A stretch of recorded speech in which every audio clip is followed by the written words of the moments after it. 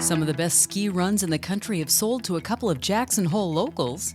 Ranchers in Colorado are not surprised that wolves there are getting near the Wyoming border, and Wyoming's whiplash winter could be calming down. We'll take a look at these stories and more today from Wyoming's largest news organization. I'm Wendy Kaur for Cowboy State Daily.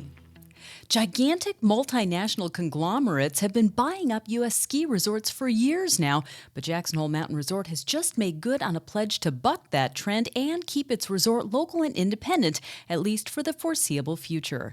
The resort has just announced it's closed the sale of the resort for an undisclosed price to Teton County locals and JHMR board members Eric Macy and Mike Corbett. Jay, Connie, and Betty Kemmerer, the resort's owners for going on 32 years, announced the sale last year and had said then the deal was expected to close by the end of 2023. It took the Kemmerer family 3 decades and $300 million in investments to make Jackson Hole Mountain Resort the popular resort it is today. Colorado's new wolves have covered a lot of ground in about a month, including some forays near the Wyoming state line. However, a coalition of ranchers, hunters, and others are suing to have any further wolf releases delayed, according to Cowboy State Daily's Mark Hines, who spoke to a Colorado landowner about the issue. He's got the usual concerns about livestock, as well as he's also concerned a little to the south of Colorado. They've got a struggling Mexican wolf population there in Arizona and New Mexico, and he's worried that the gray wolves might go down there and either kill those Mexican wolves or interbreed with them and, wipe that population out. The next planned step is to release 15 more wolves in Colorado between December 2024 and March 2025. A 45-year-old Colorado man accused of trying to meet up with a 13-year-old Wyoming girl sped off when he realized the date was a police setup. But Eric Golding didn't get far, wrecking his truck in an Albany County field shortly after trying to escape police. That's according to Cowboy State Daily's Claire McFarland. A Colorado man allegedly came to Laramie thinking he was going to have sex with a 13-year-old girl. Little did he know it was a Laramie Police Department sergeant posing as a 13-year-old girl online. And when officers started to park near this man and turn their lights on, he allegedly fled and blew through like 6 stop signs. But then 10 minutes later, another officer spotted the same truck in Laramie. The suspect, Eric Golding, wrecked his truck on a field outside of Laramie, and it got stuck, and Albany County Sheriff's deputies arrested him. Golding is scheduled to give his plea February 20th in Albany County District Court. I'll be back with more news right after this.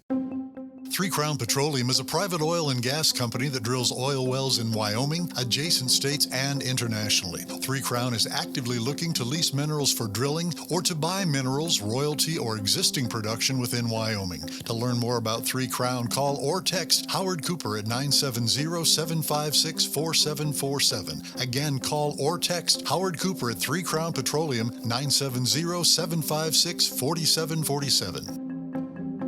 Saying transgender women competing in the Women's Olympics would be despicable, Harriet Hageman is sponsoring legislation that would prohibit trans females from representing the U.S. in the Olympic Games.